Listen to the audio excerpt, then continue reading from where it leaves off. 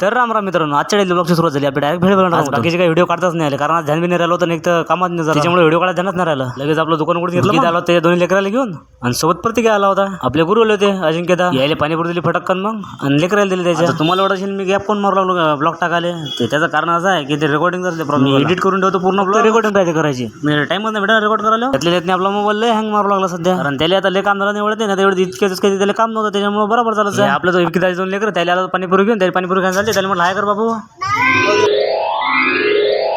याची काय हाईट पूर्ण हाय करायसाठी मग याला प्रत्येक उचलून हाय करायला लावलं. यायचा फोकस करायचा कार्यक्रम खतम झाला आणि आपलं दुकान घेतला. इकडे पाहत मला इकडे काहीतरी गडबड वाटली. झाली मग याची गडबड सुरू.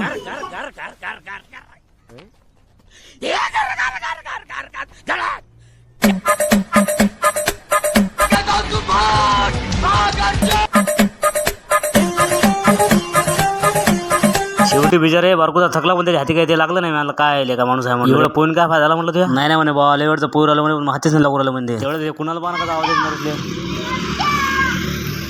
आवाज ऐकून तर असं वाटलं तेजस्वी लोक है हमारे पास.